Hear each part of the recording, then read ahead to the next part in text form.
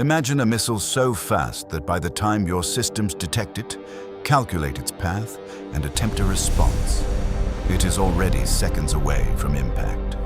There is no warning window, no margin for error, and no comfortable reaction time in a situation like this. Russia claims these weapons are unstoppable, engineered to bypass even the most advanced defense systems ever built. But the United States believes something very different, that with enough tracking precision, layered defense, and rapid response capability, even hypersonic threats can be intercepted. So if a hypersonic missile is launched today, who actually wins? Let's break it down.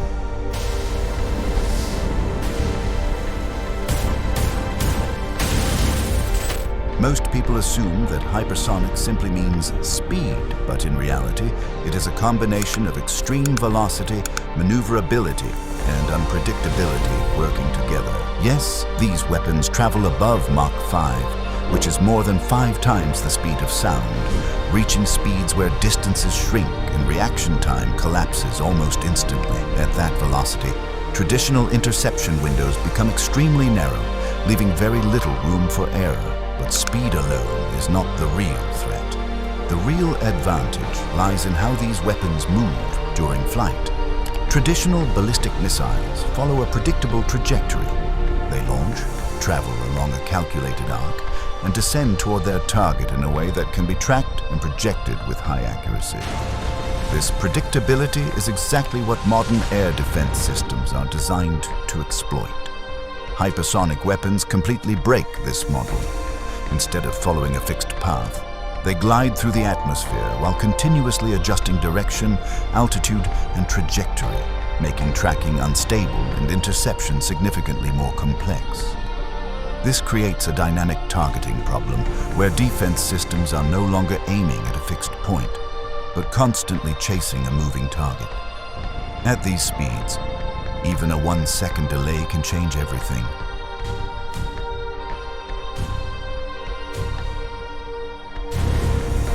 Russia has spent years developing hypersonic systems specifically designed to penetrate advanced missile defense networks. Weapons like the Kinzhal missile are launched from high-speed aircraft, giving them both initial velocity and tactical flexibility right from the moment of deployment. Because they are launched from the air instead of the ground, they start closer to the target and with additional speed, reducing reaction time even further. Then there is Avangard, a hypersonic glide vehicle that separates from an intercontinental ballistic missile and maneuvers toward its target at extreme speed. Unlike traditional warheads, these systems do not simply follow a predictable descent. They actively maneuver, adapt mid-flight, and continuously complicate interception calculations. Every element of their design is focused on one objective: penetration. High velocity reduces reaction time. Unpredictable movement disrupts tracking. Reduced detection windows make response even harder. This is why Russian officials often describe these weapons as unstoppable. But real-world systems are never perfect. The United States takes a fundamentally different approach by relying on a layered defense architecture rather than a single system. Systems like Patriot, THAAD, and Aegis work together to intercept threats at different stages of flight and at different altitudes. Some are designed for lower altitude interception, others operate at extremely high altitudes, and some track threats across vast distances using powerful radar systems. What makes this network effective is not just the individual systems, but their integration. Satellites detect launches almost instantly by tracking heat signatures. Radar systems continuously monitor movement.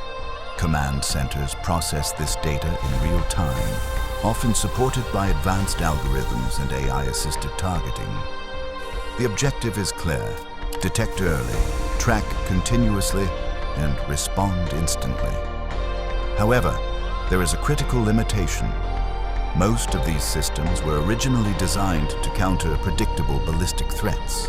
Hypersonic weapons introduce uncertainty into a system that depends heavily on precision and prediction.